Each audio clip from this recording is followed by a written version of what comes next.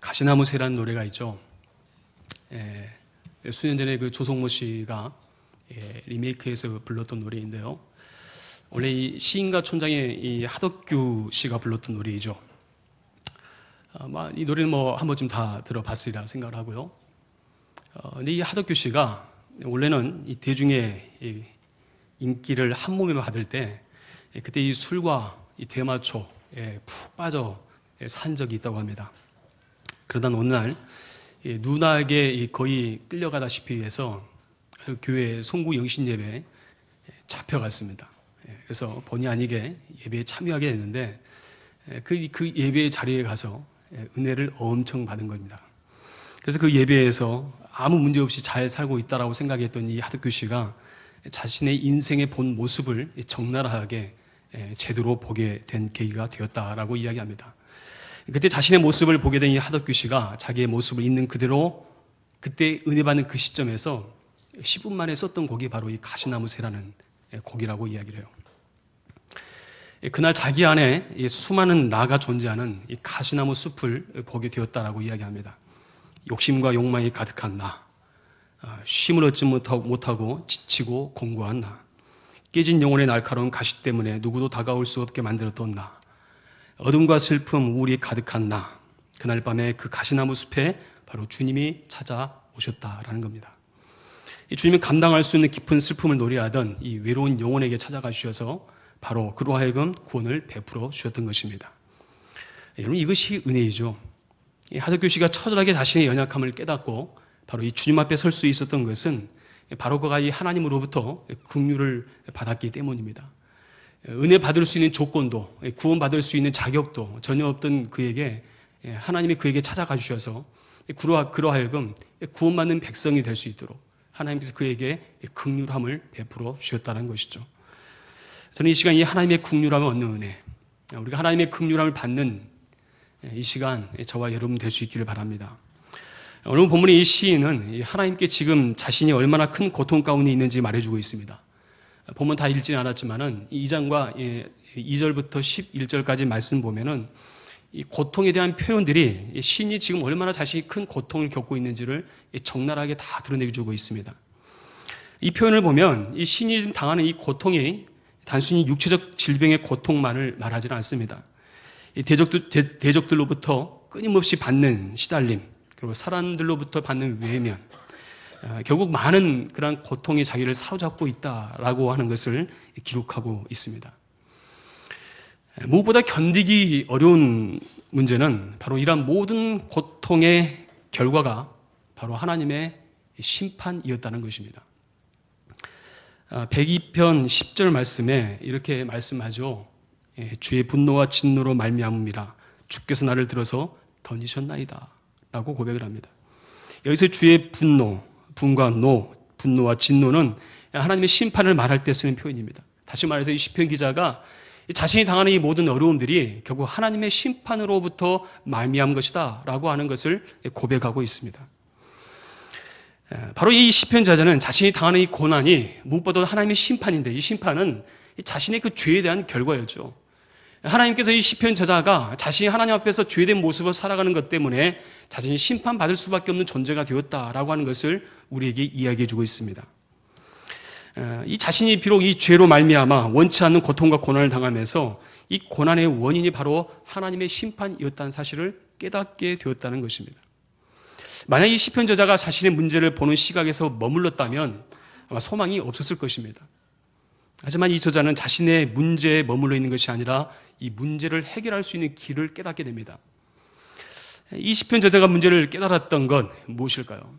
바로 이 자신의 죄로 인해 심판을 하신 분이 하나님이시라면 바로 이 고난을 극복하게 할 수 있는 것도 하나님이라는 사실을 알았던 것입니다. 바로 이것이 소망이죠. 대부분의 사람들이 자신이 어려움을 당하면 이런 말을 합니다. 아마 내가 잘못 살아서 이런 일을 당하는 것 같다. 그렇죠? 내가 아마 하나님으로부터 이런 죄를 지었나? 라고 하는 생각을 갖게 됩니다. 굳이 이런 말 하지 않더라도 자신의 약함에 대해 지극히 잘 알고 있습니다. 무엇이 문제인지에 대해서 잘 알고 있습니다. 하지만 이 문제 해결의 열쇠를 쥐고 있는 하나님 앞에 나아가지 못하는 것이 바로 또한 우리의 연약함이기도 합니다. 그러나 오늘 시편 저자는 이 모든 풀리지 않는 이 어려움의 문제의 열쇠도 하나님이 쥐고 있다라는 사실을 알고 있다라는 거죠. 그래서 그는 하나님께 자신을 돌보아 주기를 기도하고 간청을 합니다. 오늘 본문의 102편 1절과 2절 말씀에 이렇게 이야기를 합니다. 여호와여 내 기도를 들으시고 나의 부르짖음을 주께 상달하게 하소서. 나의 괴로운 날에 주의 얼굴을 내게서 숨기지 마소서.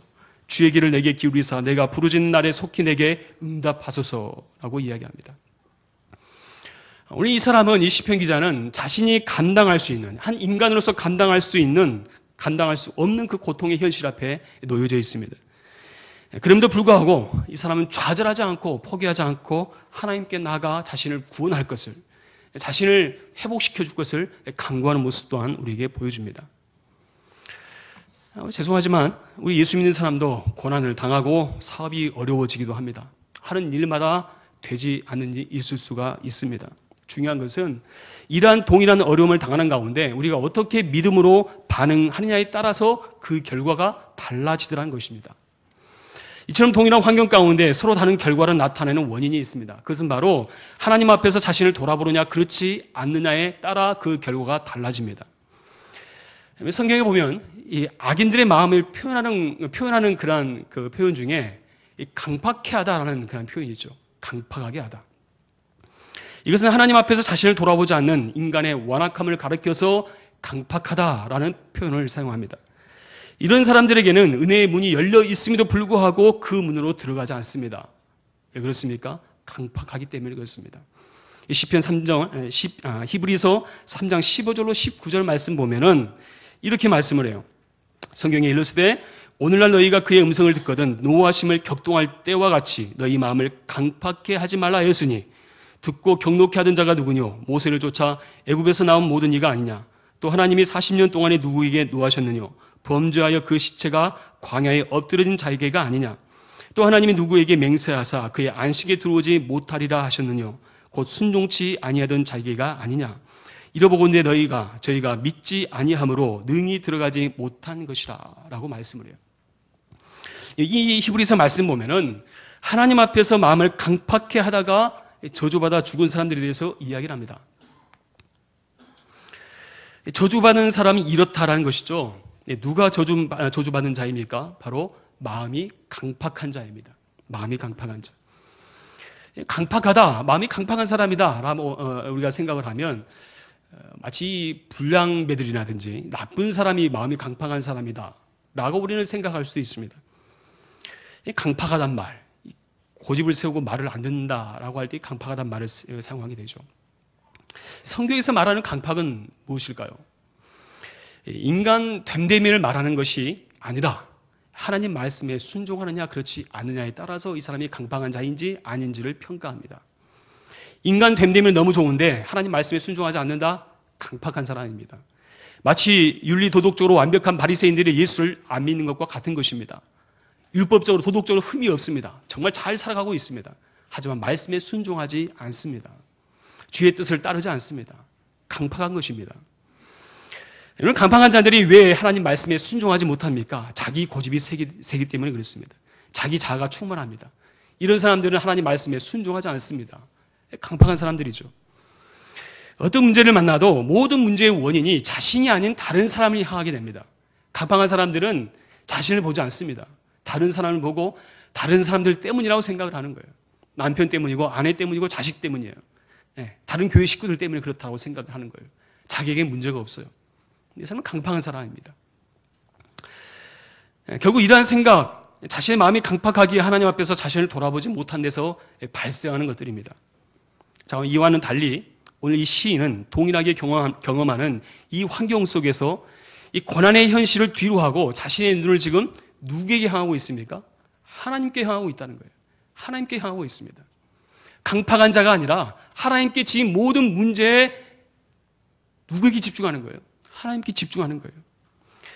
자신이 당하는 하나님의 심판을 통해 그 결과를 원망하는 자세가 아니라 그 된 일을 보고 하나님께 집중하는 것이 바로 오늘 시편 저자의 모습이다라는 것입니다.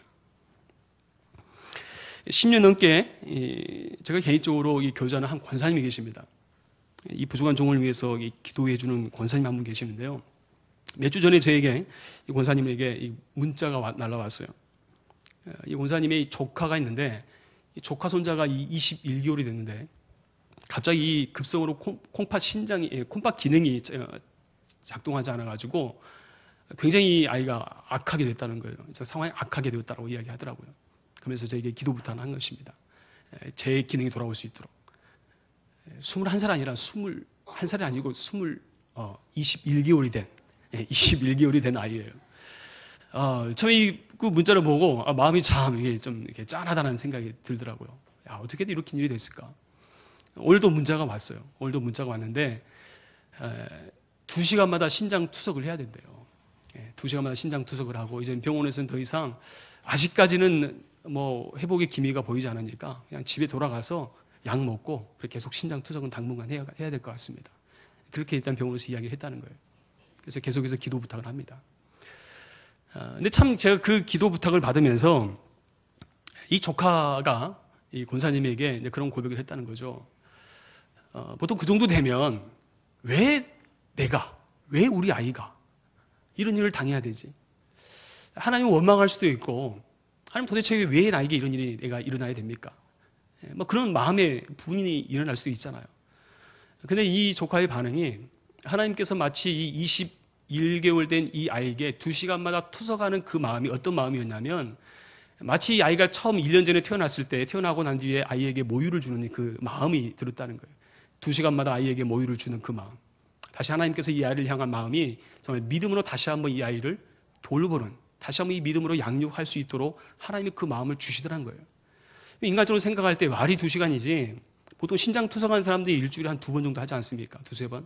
2시간마다 한다는 것은 보통 일이 아니죠. 그런데 그런 마음을 하나님께서 주시더란 거예요.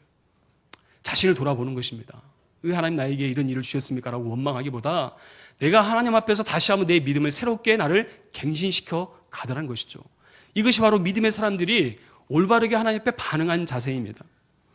우리도 마찬가지라고 생각합니다. 우리가 원하든 원치 않든 간에 만나는 문제 앞에서 우리 역시 하나님을 향해 믿음으로 반응하는 그런 모습이 우리 안에 필요하다는 것입니다. 오늘 본문에 보시면 시인은 크게 2가지 사실에 우리에게 주목하는 걸 볼 수가 있습니다. 자신이 당하는 그 어려움을 통해서 문제에 집중하는 것이 아니라, 첫 번째 보면은 그는 오늘 이 12절 말씀 보면 이렇게 이야기하죠. 여호와여 주는 영원히 계시고 주에 대한 기억은 대대에 이르리로다. 첫 번째는 그는 하나님의 영원하심에 주목하고 있습니다. 하나님의 영원하십니다. 자신의 눈을 들어서 하나님의 영원하심에 대해 주목했을 때 자신의 구원이 오직 하나님께 오고 있다는 사실을 확신하고 있다는 거예요. 하나님이 영원하십니다. 이것처럼 확신 있는 고백이 어디 있습니까? 왜냐하면 우리는 영원하지 않습니다. 언젠가 다 우리가 하나님 앞에 심판대 앞에 다 서야 될 존재입니다. 주님 앞에 서야 돼요. 우리는 영원한 존재가 아닙니다. 유한한 존재입니다. 그러하기에 우리는 한계가 있기 때문에 영원하신 그 하나님 앞에 섰을 때 우리가 소망을 둘 수 있다는 거죠. 오늘 시편 저자 바로 그것을 주목하고 있다는 거예요. 2번째로 우리 13절 말씀이죠. 주께서 일어나사 시온을 긍휼히 여기시리니 지금은 그에게 은혜를 베푸실 때라 전한 기한이 다가오미니라 라고 말씀을 해요. 2번째로 시편 저자는 시인은 자기 백성을 긍휼히 여기시는 하나님의 자비하심에 주목하고 있다는 것입니다. 하나님은 자기 백성에게 긍휼함을 베풀어 주실 것입니다. 라고 하는 그 고백이 바로 이 저자의 고백 담겨져 있다는 것입니다. 다시 말해서 자신이 고난을 당하고 어려움을 당할 때 죽을 것 같은데 하나님이 자기를 긍휼히 여겨 주실 것이다라고 하는 확신을 가지고 있다는 거예요. 저는 특별히 이 2번째, 하나님께서 자기 백성을 긍휼히 여기시는 그 하나님. 그 하나님에 대해서 우리가 두 가지를 더 우리가 깊이 있게 함께 나눠보려고 합니다. 그렇다면 우리가 하나님으로부터 이 긍휼을 얻기 위해서, 긍휼의 은혜를 얻기 위해서 어떻게 할 수 있을까요? 첫 번째, 우리가 은혜를 받으면 하나님의 긍휼이 우리 안에 임하게 됩니다. 13절 말씀인데요. 다 같이 한번 읽도록 하겠습니다. 13절입니다. 시작. 주께서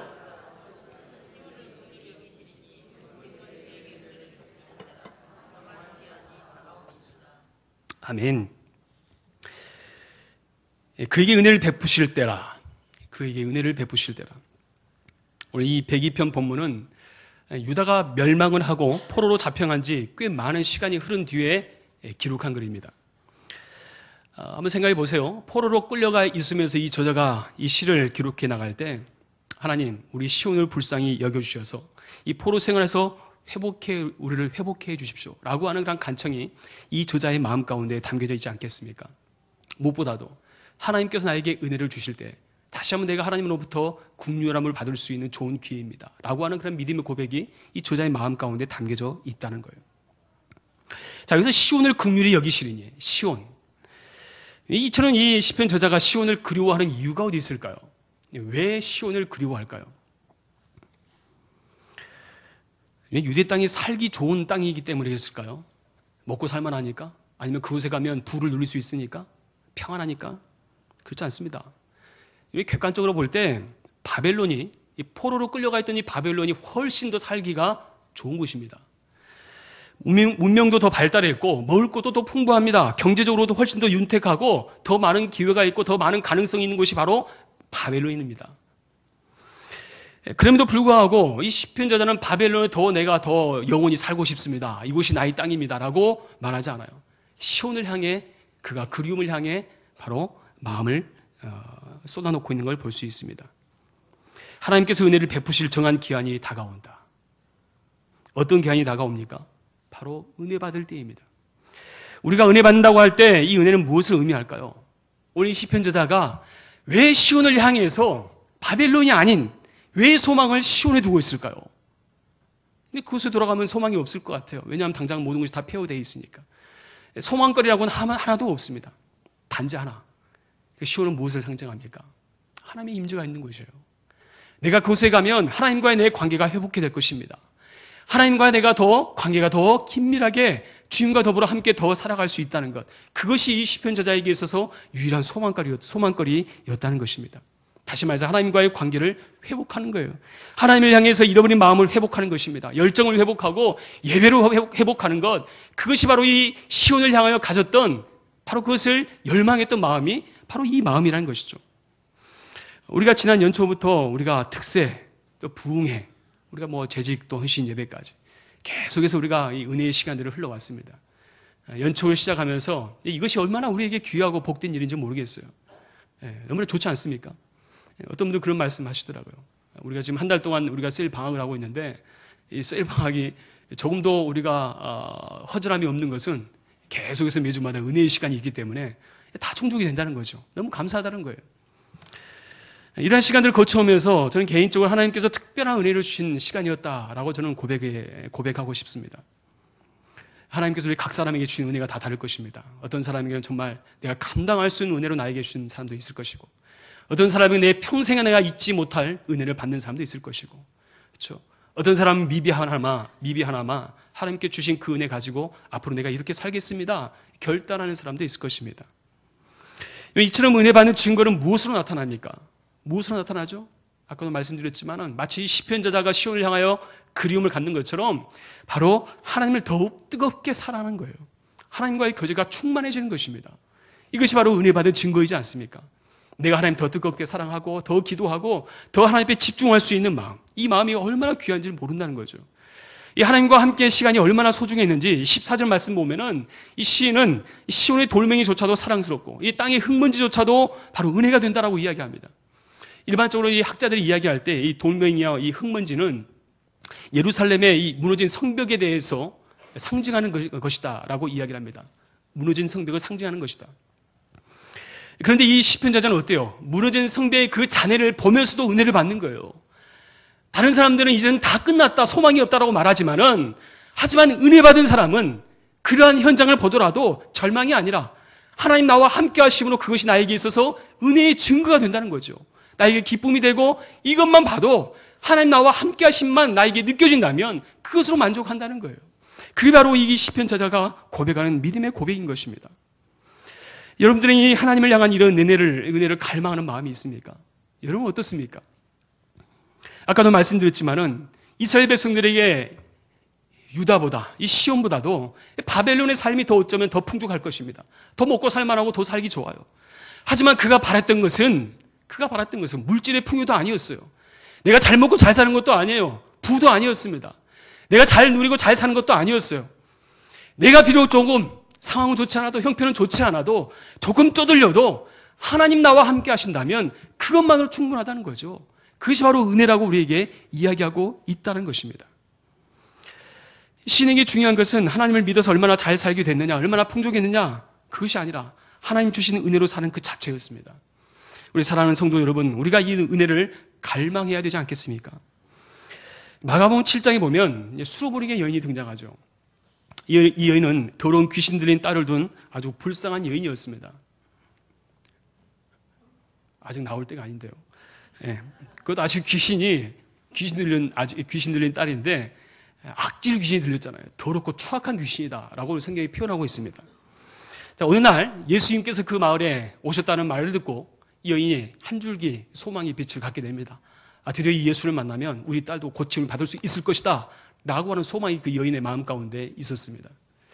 그리고 그 부푼 마음을 가지고 예수님을 찾아가죠.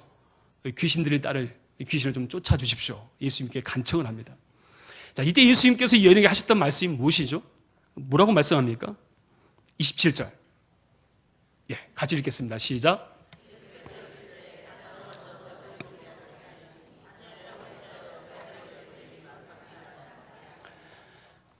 예, 예수님 말씀하시기를 뭐라고 이야기했어요?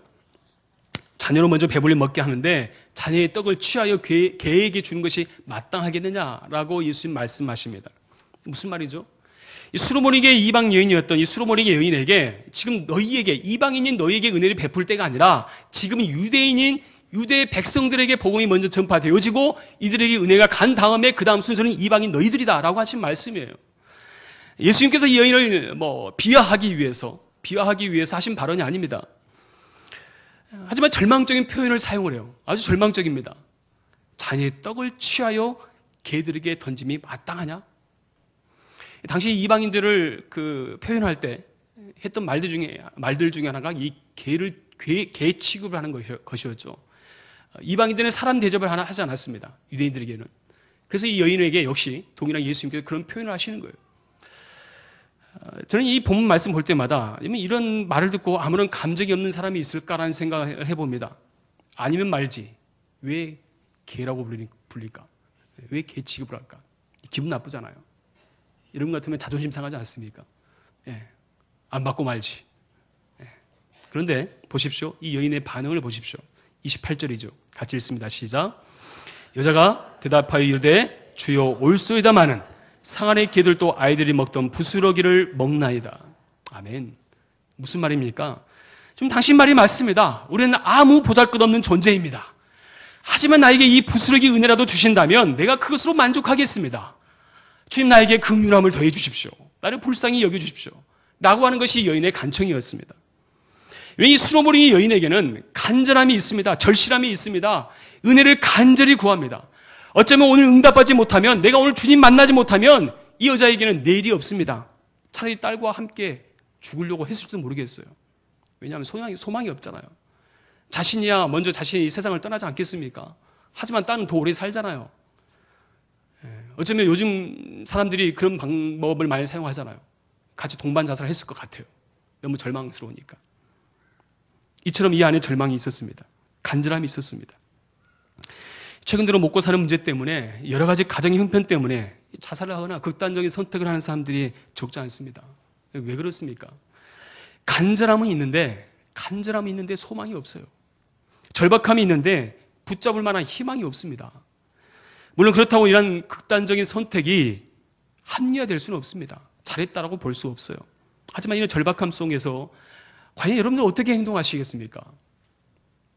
우리가 여기서 할 수 있는 것은 하나님 앞에 은혜를 구하는 것밖에 없다는 거죠. 하나님, 나에게 은혜를 주십시오. 내가 이 은혜를 받아야지만 살겠습니다. 내가 이 은혜 받지 않으면 내가 살지 못합니다라고 하는 절박함이 우리 안에 있어야 되지 않겠습니까? 주님, 나에게 부스러기 은혜라도 주십시오. 주님, 나에게 최소한의 은혜만 주신다면 내가 살겠습니다라고 하는 간절한 사모함이 우리 안에 일어나야 되잖아요. 이 시간 이 수로보리 여인처럼 절망 속에서 좌절하지 않고 이 부스러기 은혜를 구할 수 있는 저와 여러분 될 수 있기를 축원합니다. 이때 주님께서 이 여인에게 어떻게 행하십니까? 29절 말씀이죠. 같이 읽습니다. 예수께서 이르시되 이 말을 하였으니 돌아가라, 귀신이 내 딸에게서 나갔느니라 하시매. 아멘. 그냥 외면할 것 같았던 주님께서 이 여인의 강청을 지금 들으시고 이 여자에게 은혜와 긍휼을 허락해 주십니다. 여기서 우리가 한 가지 주목할 부분이 있습니다. 예수님의 말씀으로 귀신이 떠나갔어요. 그런데 이 역사하심에 대한 근원이 어디 있는지 살펴보아야 합니다. 다시 말해서 예수님께서 이 역사를 일으키실 때 이 여인이 어떻게 무엇이라고 말씀했다고요? 이 말을 하였으니. 이 말을 하였으니. 예수님께서 이 여인의 간절한 부르짖음, 주님 나에게 부스러기 은혜라도 주십시오 라고 하는 절박한 그 마음을 예수님께서 받으셨다는 거예요. 그 마음을 믿음으로 받았다는 거죠. 그 고백을 예수님께서 받으신 거예요. 그걸 통해 예수님께서 이루어 주셨다라고 우리에게 말씀하는 것입니다. 이 믿음의 말에 주님께서 역사하신 것입니다. 여러분, 은혜는 그냥 하늘에서 뚝 떨어지는 것이 아닙니다. 간절히 간청하는 사람의 그 의지와 믿음의 고백을 통해서 하나님께서 부어 주시더라는 것이에요. 여수 예양원에 가면 손양호 목사님의 기념교회가 있습니다.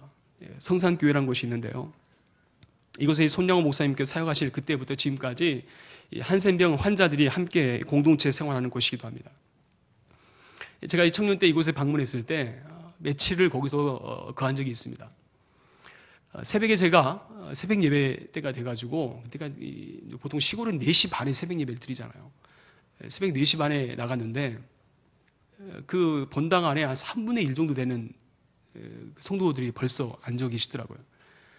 특별히 거기는 지금도 지금은 뭐 이 한센병이 뭐 퍼지지 않지만 그 예전에 그 병을 앓았던 할머니 할아버지들이 지금도 함께 모여 살고 계십니다. 근데 그 예배 때가 되었을 때 저는 개인적으로 그분들을 뵈면서 너무나 은혜를 많이 받았습니다. 여기 찬송을 하는데 그 한센병 환자들 보신 분 아시겠지만 이게 눈썹도 없잖아요. 눈 다 이게 뭉그러지고 코도 뭉그러지고 손가락도 거의 없습니다. 그렇죠? 박수를 쳐도 박수 소리가 짝짝 소리 나는 게 아니고 퍽퍽 소리가 나요. 근데 그 열정적으로 찬양하는 그 모습이 너무나 마음에 귀한 거예요. 그리고 제가 그분들 뵈면서 제가 어떤 것이 가장 기억에 남냐면 그분들이 하나같이 그 말씀이 떨어질 때마다 아멘, 아멘을 하다 봤는데 뭐 크게 아멘을 해서 기억이 난 게 아니고 이 가슴 저 깊은 곳에서 나오는 그 아멘 소리 있잖아요. 아멘 하는 그 마음. 그렇게 반응을 하는데 말 그대로 그 영혼의 울림같이 느껴졌어요. 얼마나 그 은혜를 사모하는지.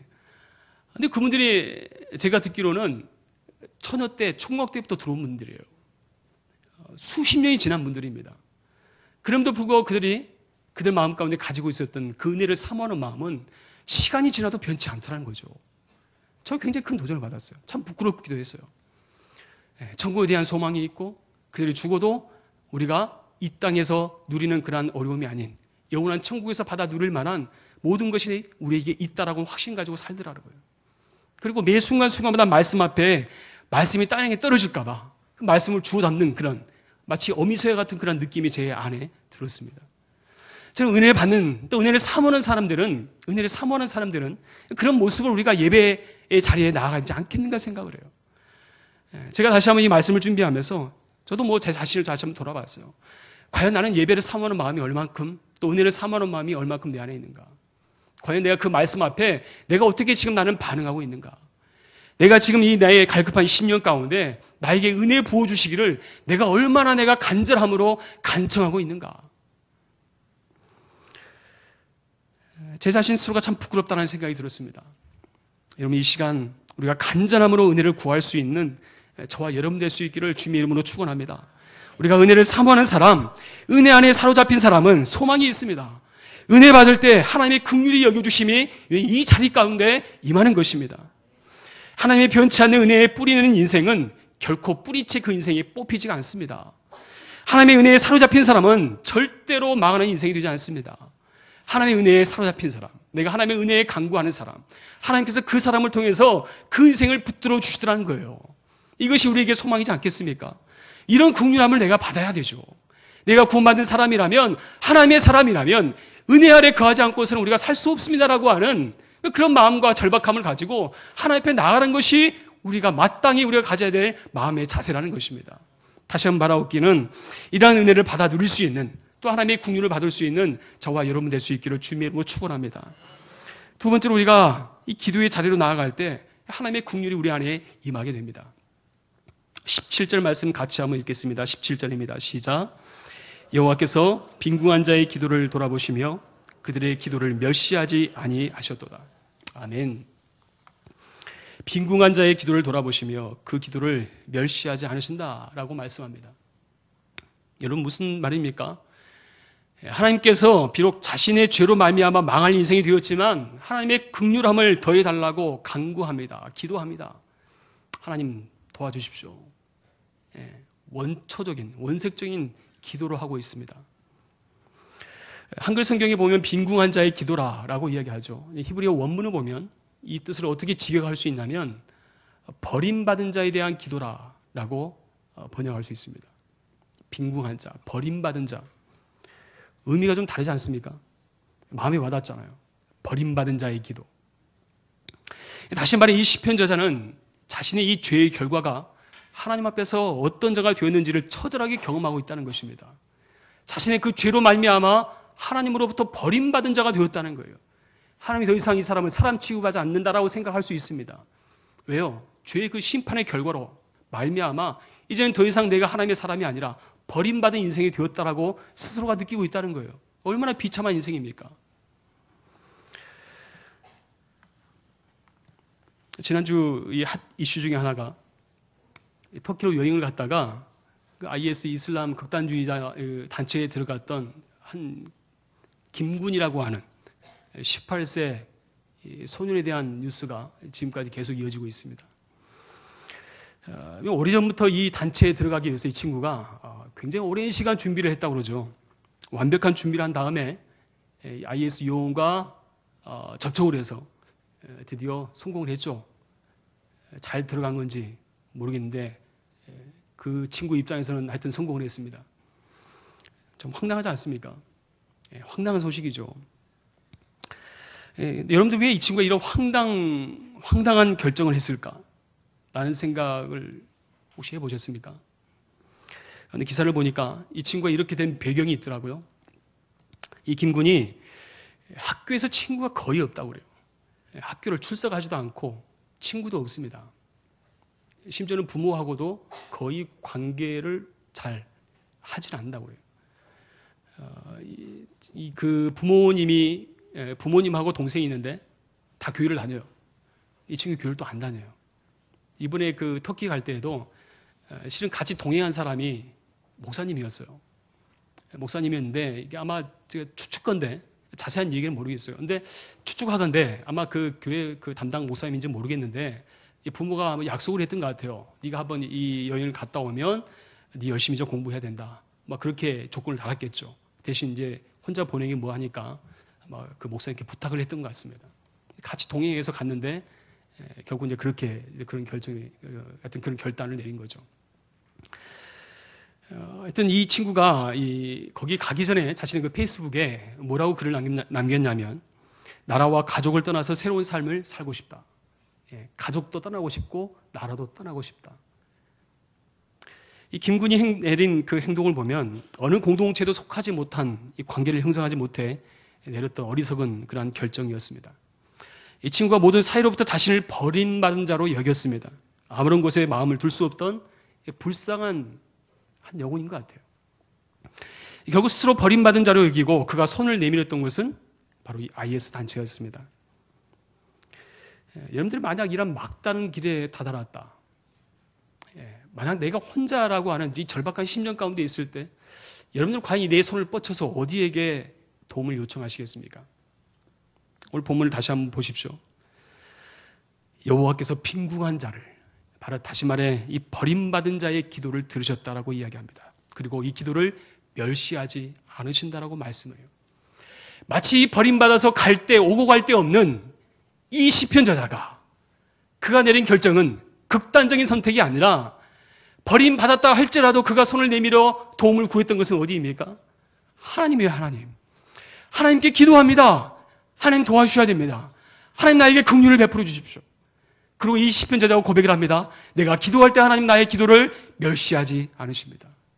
하나님 나의 기도를 쉽게 나를 내치지 않습니다. 라는 그런 고백이 이 안에 있다는 거죠. 하나님께서는 아무리 흉악하고 극악무도한 죄인이라 할지라도 우리 이 죄된 마음을 내려놓고 하나님께 나아간다면 하나님께서는 이들의 기도에 귀를 기울이신다는 것입니다. 혹시 여러분들이 버림받은 자의 심정을 가지고 혹시 살아가고 계십니까? 뭐 이런 질문을 할 수 있죠. 내가 뭐 버림받았나? 나는 잘 살고 있는데? 라고 생각할 수 있습니다. 하지만 우리가 영적으로 바로 서 있지 않는 한 우리는 하나님으로부터 버림받은 존재가 될 수 있다는 사실도 기억해야 합니다. 사무엘상 4장 21절 말씀이죠. 같이 한번 읽을까요? 사무엘상 4장 21절 같이 읽습니다. 시작. 이르기를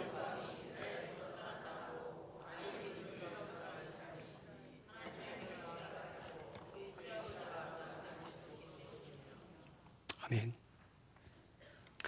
이가봇 뜻이 무엇입니까?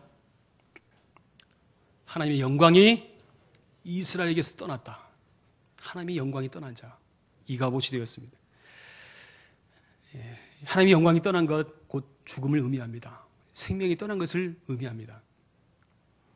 엘리 가문의 몰락은 이스라엘의 불순종으로 인해서 하나님의 영광을 이스라엘 가운데 찾아보기 힘들게 되었다는 것을 극적으로 보여주는 사건입니다. 이스라엘 백성들의 궁극적인 패배의 원인을 바로 하나님의 영광의 이 부재에서 찾고 있습니다. 이스라엘 백성들은 이 승리에 대한 강한 열망이 있었습니다. 하지만 정작 언약 백성으로서의 그가 살아야 될 이 하나님의 영광은 그 가운데 갈망하지 않았습니다. 하나님의 영광이, 하나님의 임재가 그 가운데 있지 않았습니다. 이것은 그들에게 비극이었어요. 왜냐하면 그 하나님의 영광이 그 가운데 있지 않았다는 것, 하나님의 임재가 없다는 것은 바로 죽음을 의미하는 것이기 때문에 그렇습니다. 하나님께서 임재가 없는 자들에게서 하나님께서 떠나십니다. 교회도 마찬가지입니다. 하나님의 영광의 임재가 떠난 교회는 버림받은 교회가 되어지는 것입니다. 하나님의 임재가 경험되어지지 않는 교회나 성도에게는 더 이상 생명도 소망이 없습니다. 말 그대로 버림받은 사람들입니다. 유럽 교회 보통 이야기하는데 하루 이틀 이야기도 아니죠. 이제는 얼마 전에도 뉴스에 나오던데 서커스장, 교회가 서커스장이 되고 레스토랑이 되고 술집이 되어져요. 디스코텍이 되어집니다. 교회의 모습, 현실입니다. 우리 생각에는 교회는 절대 망하지 않는다고 생각하지 않습니까? 하지만 요즘 교회를 보면 부도난 교회도 생겨나기 시작합니다. 말 그대로 교회도 망할 수 있다는 사실을 우리가 몸으로 체감하는 시대가 되어버렸습니다. 어떻게 이런 일이 일어납니까? 하나님으로부터 버림받은 교회나 성도는 이럴 수 있다는 거예요. 무엇보다 하나님의 부재하심의 가장 큰 절망입니다. 하나님의 부재가 교회나 성도에게 더 이상 소망이 없다는 것을 우리로 하여금 보여주는 하나의 현상일 수 있다는 거예요. 여기 이럴 때 우리가 하나님께 어떻게 해야 합니까? 예레미야 선지자는 자신의 눈으로 직접 자신의 민족이 당하는 고통을 보고 마음이 너무 아팠죠.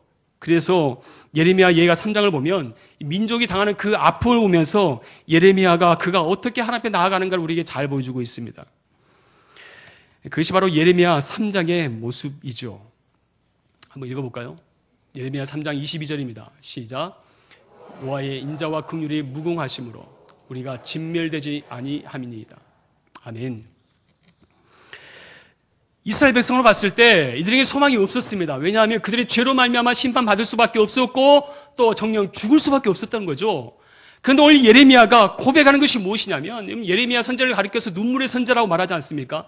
예레미야는 이 민족을 향해서 끊임없이 눈물로 기도합니다. 하나님 우리의 민족에 긍휼을 주십시오. 우리를 다시 한번 불쌍히 여겨주십시오. 우리가 하나님 나에게 은혜를 주셔야지만 우리가 살 수 있습니다라고 하는 절박함이 바로 예레미야의 심정 가운데 있었다는 거예요. 비록 이스라엘 백성은 깨닫지 못했지만은 하지만 이 예레미야의 마음 가운데서는 하나님을 향한 이러한 절망과 갈망이 가득했습니다. 그리고 하나님께서 긍휼을 베풀어 주실 때까지 그의 눈에는 눈물이 그치지 아니했습니다. 어떤 소망 때문에 그렇습니까? 하나님의 인자와 긍휼이 무궁하심으로 우리가 진멸되지 아니할 것입니다.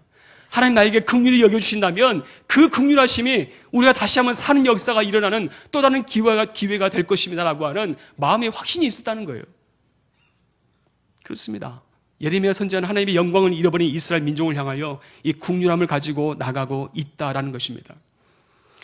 이 시간 우리도 마찬가지라고 생각을 합니다.